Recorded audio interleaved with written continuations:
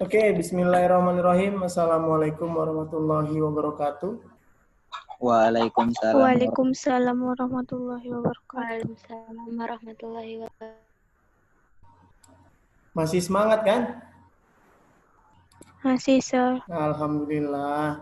Baik, di pertemuan kali ini kita masuk materi yang terakhir ya. Jadi ini kita sudah mau ujian. Jadi ini adalah materi yang terakhir, tetapi 2 pertemuan. Jadi minggu depan rencananya pertemuan terakhir. Jadi materi hari ini adalah bulu tangkis atau badminton.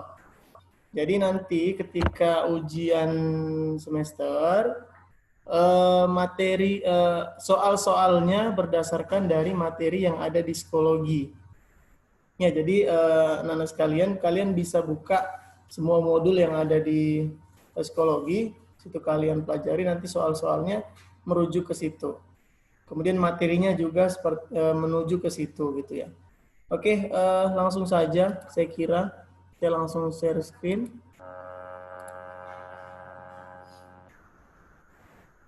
Udah kelihatan, Nak? Udah, Sir. Ya. Jadi indikator dalam pembelajaran kita hari ini adalah menjelaskan gerakan teknik dasar permainan bulu tangkis. Oke, sebelum kita masuk ke materi, siapa di sini yang pernah ikut perlombaan bulu tangkis O2SN kah atau antar gang rumah kah seperti itu? Ada yang pernah ikut? Seleksinya pernah, Sir, cuman nggak jebol. Oh, berarti pernah ikut seleksi ya? Nah, jadi artinya kalau kalian sudah pernah ikut atau kalian menonton TV kemarin kan 2018 kalau tidak salah Asian Games, jadi ini semua dipertandingkan. Jadi saya tidak repot-repot lagi untuk menjelaskan yang dasar-dasarnya, begitu kalian sudah paham. Oke, kita mulai saja. Jadi bulu tangkis atau badminton adalah suatu olahraga raket di mana dimainkan oleh 2 orang. Jadi artinya di sini bukan 2 orang 1 lawan 1 saja, tetapi ada namanya double, itu 2 lawan 2. Kemudian ada mix.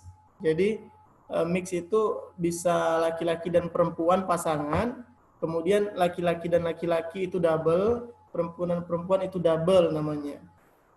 Jadi di badminton ini mirip seperti tenis, ya.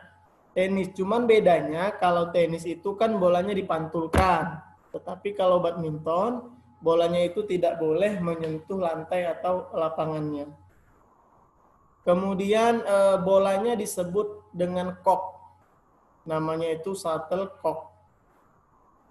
Kemudian cara bermainnya dia melewati jaring atas yang saya katakan tadi. Jadi ketika servis dia langsung ke lapangan lawan, jadi tidak mantul lagi. Pasti kalian sudah pernah menontonnya. Ini bisa dikatakan populer di Indonesia.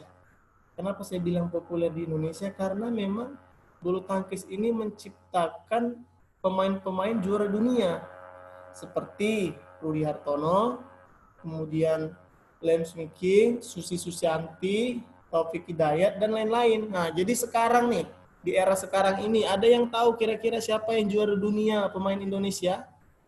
Kevin Sanjaya. Itu di kategori apa? Double putra. Iya. Ya, benar, double putra ya. Jadi dia juara dunia, bahkan sering juara di event-event tertentu dengan berturut-turut gitu. Itu adalah kebanggaan Indonesia ya. Iya. Oke, selanjutnya. Selain itu, selain kalian mengetahui, kalian harus tahu juga nih, kira-kira di badminton atau di bulu tangkis itu lapangannya berbentuk seperti apa gitu. Nah, jadi ini bisa kalian lihat bentuk lapangannya, lebar lapangannya, tinggi netnya, ini sudah semuanya lengkap. Seperti inilah kira-kira gambaran lapangan yang dipertandingkan, mau itu pertandingan Asian Games, bahkan open apapun, jadi ukurannya semua sama standar. Kemudian bola atau disebut dengan shuttlecock, ini adalah bola yang biasa digunakan. Kalau masalah merek itu tergantung dengan kebutuhan. Jadi biasanya event-event tertentu menggunakan merek-merek yang memang merek-merek ternama dan kualitas yang baik. Ya, jadi kalau bentuknya semua sama. Kemudian raket. Ini adalah raket ya. Raket itu berbagai macam jenis. Jadi sama seperti kalau di sepak bola itu sepatunya berbagai macam jenis. Sekarang di teknologi yang canggih-canggih sepatu itu bisa mendukung performa kalian gitu. Begitu juga dengan raket. Jadi raket ini berbagai macam. Ada raket yang memang untuk smash, ada raket dirancang untuk khusus defense, ada raket yang balance begitu. Jadi semuanya sudah dirancang tergantung dengan spesialis dan kemampuan kalian. Begitu ya. Jadi ini adalah namanya kepala atau rangkanya. Kemudian ini adalah senar. Senar raket ya. Ini juga senar menentukan bagaimana pukulan itu bisa kuat ataupun mendukung defense-nya bagaimana, ini tergantung senar juga gitu. Kemudian raket ini banyak versi, banyak harga gitu. Jadi ada harga, ada kualitas. Biasanya yang digunakan oleh untuk atlet-atlet profesional ya pastinya yang kualitas nomor 1. Jadi biasanya kalau yang kita gunakan sehari-hari, jadi sir kami menggunakan raketnya beli sir di pekan gitu. Oh, nggak ada masalah. Jadi kita di sini kan bukan untuk profesional. Yang penting kalian paham itu adalah raket yang digunakan untuk bermain badminton seperti itu. Jadi apapun raketnya, yang penting adalah teknik cara bermainnya. Kalian harus paham ya. Kemudian di sini ada teknik atau cara memegang raket. Itu ada 4. Yang pertama, pegangan kombinasi. Ini pegangan kombinasi ini biasanya orang biasa sebut itu forehand ya. Jadi caranya itu raket dipegang seperti kamu berjabat tangan. Pegangan ini digunakan untuk melakukan berbagai jenis pukulan. Nah, jadi kalian harus bisa kuasai nih pegangan kombinasi ini karena dia bisa melakukan berbagai macam pukulan. Kemudian yang kedua, pegangan backhand. Caranya adalah raket dipegang atau digenggam pada telapak tangan, bagian yang tipis. Ibu jari tangan lebih kuat menahan gagang raket. Jadi cara ini akan menghasilkan pukulan backhand atau pukulan dengan punggung menghadap ke arah pukulan. Jadi anak-anak sekalian, cara-cara ini adalah, pegangan ini adalah cara untuk kalian memukul lebih mudah seperti itu. Jadi keempat cara ini diciptakan itu untuk kalian lebih mudah dalam memukul bola itu. Gitu. Kemudian yang ketiga adalah pegangan kapak. Caranya gagang raket dipegang pada telapak tangan, bagian yang tipis seperti memegang kapak. Jadi ini semua udah pada tahu lah ya. Kemudian yang keempat, pegangan gaplak kasur atau gebuk kasur. Caranya raket dipegang seperti kamu memegang pemukul kasur. Kepala raket atau senar menghadap ke atas ke bawah dan ke bawah. Pegangan ini digunakan untuk melakukan pukulan smash. Nah, jadi biasanya kalau mau smash menggunakan pukulan gebuk kasur. Itu nama istilah ya. Selanjutnya teknik dasar servis. Di servis itu ada 2, servis pendek dan servis panjang. Kalau servis pendek itu biasanya dilakukan menggunakan raket di depan perut ya, di depan perut kemudian bola dipukul. Ingat, untuk peraturan servis bola tidak boleh lewat dari atas dada. Jadi batasnya itu di bawah dada. Jadi kalau misalnya kalian mau servis, jadi harus ini bola shuttlecocknya, ini raket, tidak boleh di atas dada seperti ini, harus di bawah dada. Jadi kalau di atas dada itu hitungannya full pelanggaran, ya itu cara servis. Mau servis itu servis pendek.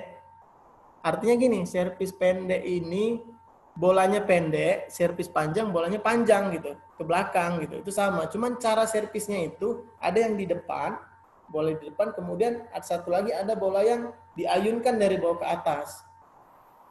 Jadi panjang pendeknya ini berdasarkan dengan tujuan bolanya saja. Seperti itu ya. Kemudian untuk memukul bola, jadi ini ada yang pertama pukulan lob. Pukulan lob ini adalah pukulan yang bola jauh.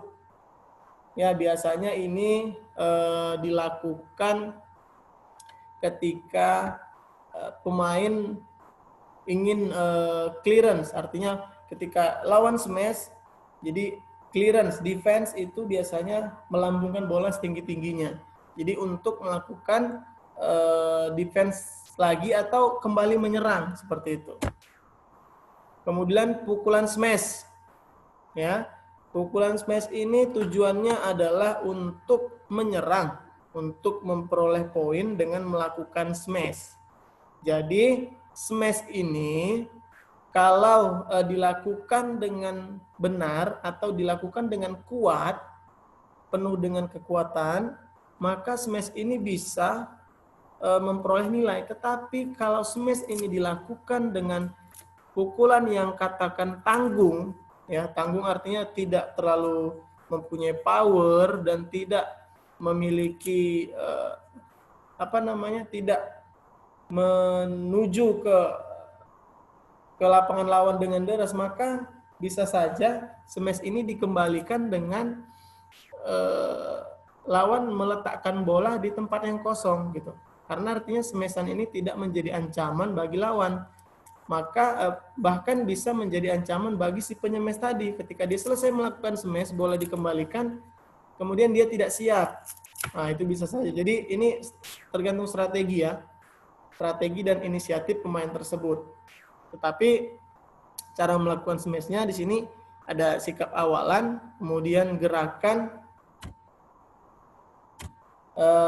Gerakannya ini adalah tangan diayun dari belakang ke depan. Jadi kalian udah paham ini ya. Selanjutnya teknik dasar langkah kaki. Jadi di badminton itu selain smash, selain pukulan lob, kalian juga harus menguasai gerakan langkah kaki.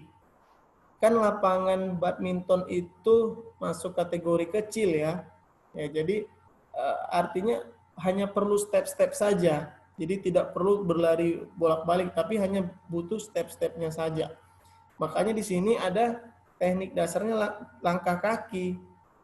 Jadi kalian harus benar-benar mengoptimalkan langkah kaki kalian agar kalian bisa melakukan serangan ataupun defense dengan baik. Jadi di sini langkah-langkahnya yang pertama, kaki harus dapat digerakkan ke segala arah secara cepat dan ringan. Nah, itu tadi saya bilang. Ini mendukung untuk defense dan offense atau menyerang ya. Kemudian berdiri selalu pada ujung kaki. Sikap ini memudahkan kaki bergerak cepat. Ya, artinya ini jinjit ya. Artinya sikap siap ini. Selanjutnya saat mengambil bola di depan net, kaki kananmu berada di depan dan sebaliknya pada waktu memukul bola di belakang, kaki kananmu di belakang. Selanjutnya langkahmu harus diatur seefisien mungkin. Langkah yang panjang lebih baik daripada langkah kecil-kecil atau pendek. Jadi ini karena lapangannya memang kecil, langkah panjang memang efektif. Satu langkah mungkin kalian bisa menggapai jauhnya bola. Makanya dikatakan langkah panjang efektif. Nah, ini dia. Peraturan permainan dalam bulu tangkis. Oke. Sebelum kita masuk ke peraturan ini, ya, saya kembalikan dulu. Ada yang tahu kira-kira di peraturan permainan bulu tangkis ini nomor atau tipe-tipe apa saja? Contoh single, nah seperti itu. Apa-apa saja yang dipertandingkan. Oke, yuk, siapa yang bisa jawab? Silakan. Saya, Sir. Siapa namanya, Nak? Dita, Sir. Dita. Iya, Sir. Oke, silakan Dita. Yang pertama tunggal putra, Tunggal putra, oke. Tunggal putri. double putra, double putri, sama campuran, Sir. Campuran atau mix ya? Iya, Sir. Oke. Benar. Jadi gini, itu semuanya benar. Tetapi ada satu lagi nih yang mengganjal di hati saya. Itu kan untuk profesional kan?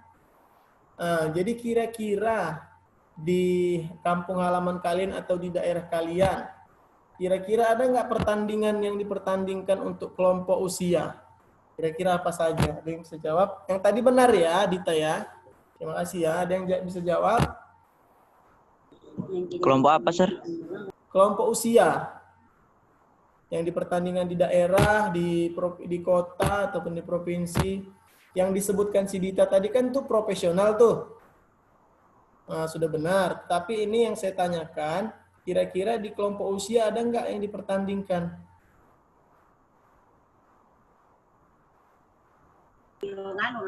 Tidak ada, Sir.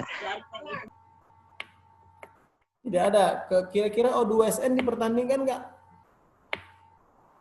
Iya, Sir. Berarti dipertandingkan di O2SN. Berarti O2SN ada. Baru untuk di daerah kan ada kejurda gitu. Ada popkot ya. Dan olahraga kota itu kan dipertandingkan semua. Untuk menuju ke profesional artinya ada pertandingan-pertandingan yang dilakukan di daerah maupun di kota maupun di provinsi untuk membentuk suatu bibit agar nanti hasilnya adalah di profesional. Nah, Kayak seleksi gitu, Sir. Apa? Kayak seleksi gitu. Awal bukan seleksi, tetapi memang dipertandingkan seperti O2SN. O2SN itu kan tingkat sekolah kan, tingkat sekolah. Jadi artinya dipertandingkan di O2SN sampai dengan tingkat nasional. Ketika ada yang juara di tingkat nasional, otomatis itu nanti bakal dibeasiswain seperti kayak Jarum, kan banyak tuh, ada beasiswa Jarum. Nah, jadi artinya yang profesional itu awalnya dari tingkat-tingkat daerah dulu, begitu. Sebenarnya banyak yang dipertandingkan ya untuk di daerah. Jadi tadi kan ada yang pernah seleksi tadi ya, siapa namanya? Saril. Saril pernah seleksi. Jadi kalau seleksi, otomatis ketika nanti sudah masuk tim, ikut pertandingan, juara itu semua berjenjang, nak. Berjenjang sampai dengan nanti ke profesional. Maka dari itu, kalian pikir atlet-atlet yang profesional itu semuanya melewati proses. Ya, melewati proses. Jadi semua prosesnya di situ. Jadi kalau kalian punya minat atau bakat badminton ataupun bulu tangkis, salurkan saja bakat kalian, terus berlatih, belajar ya. Kita nggak tahu suatu saat kalian bakal jadi apa gitu. Itu maksud saya ya. Jadi saya bercerita seperti ini, saya menerangkan seperti ini, mana tahu di antara yang 14 orang ini yang di Zoom ini ikut seleksi, salah satunya masuk dan ujungnya jadi atlet profesional, kita nggak ada yang tahu. Oke, ini yang tadi ya peraturan permainan ya. Jadi berdasarkan pemainnya, pemain bulu tangkis dapat dibedakan menjadi yang pertama tunggal putra atau putri, biasa disebut dengan single. Kemudian double atau ganda putra dan putri. Kemudian ganda campuran atau mix double ya, ganda putra dan putri. Pemain kedua belah pihak melakukan undian. Siapa yang menang ini memilih tempat atau servis ya. Ini biasa dilakukan oleh wasit untuk menentukan siapa yang servis duluan. Oke, balik lagi. Ada pertanyaan nih. Cara menghitung dalam badminton atau bulu tangkis, siapa yang tahu? Saya, Sir. Oke, Saril, silakan. Setiap bola masuk ke jatuh ke daerah lawan, maka lawan yang menjatuhkan bola itu mendapat 1 poin. Berarti ini bolanya masuk atau out? Masuk ke daerah lawan. Oke, masuk ya. Berarti yang memasukkan tadi mendapat 1 poin. Oke, benar. Selanjutnya.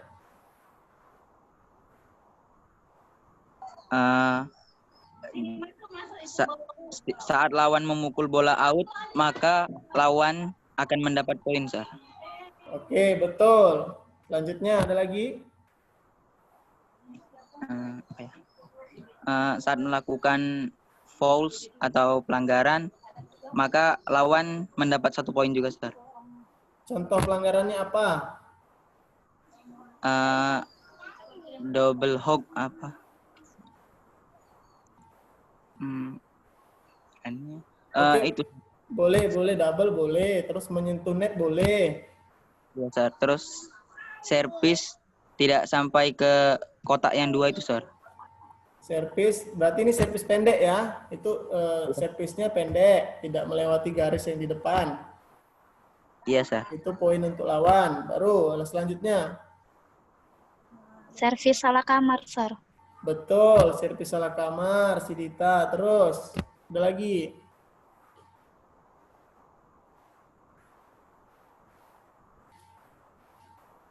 Servis panjang. Jadi gini, kalau main tunggal atau main 1-on-1 single, servis itu kan menyilang. Ya, jadi kalau dianya kalau dianya tunggal, maka garis yang di pinggir itu out ya.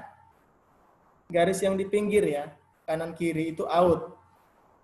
Ketika servis out. Kemudian ketika panjang ke belakang, garis yang dipanjang di belakang itu, maka masuk kategori masuk. Tapi kalau double, sebaliknya. Di pinggir masuk, di belakang out. Ini untuk hanya servis ya, hanya untuk servis. Pertama kali melakukan servis. Itu yang pertama. Kemudian, salah kamar juga poin untuk lawan. Untuk cara melakukan servisnya boleh servis di depan dada atau servis dari bawah juga boleh. Biasanya dilakukan itu dalam turnamen itu mereka servis di atas di depan dada. Karena servis itu cenderung sulit diambil. Itu ya. Kemudian untuk game poinnya, ada yang tahu berapa game poin dalam satu set permainan badminton? 21. 21. Kalau misalnya 20 sama, apa yang dilakukan? Jus, Sir. Jadi 23. Jus. Terus diambil selisih 2 ya. Iya, Sir. Berarti 23 gamenya. Kalau misalnya 22 sama. Jadi 25, Sir. Jus Jadi lagi. 25. Kalau misalnya 24 sama. Tidak ada jus lah, Sir. Hah? Tidak ada jus. Poin. Terus sampai 30. Nah, jadi sampai dengan 30. Jadi 29 sama, barulah ditentukan siapa yang memperoleh poin ke-30, itulah yang menang. Oke ya, jadi ini sampai dengan poin ke-30. Oke ya, ini sistem ini mulai dilakukan pada bulan Mei 2006. Jadi sebelum ini banyak, ada yang game 30, ada yang game 25 begitu. Jadi semenjak Mei 2006 maka dilakukan namanya sistem rally point. Siapa tim yang melakukan kesalahan, maka tim yang memperoleh yang memasukkan bola tadi yang memperoleh poin. Paham ya? Kira-kira ada pertanyaan untuk cara memperoleh nilai ini? Karena dalam bermain badminton ini sangat harus dipahami agar kalian bisa main. Ada?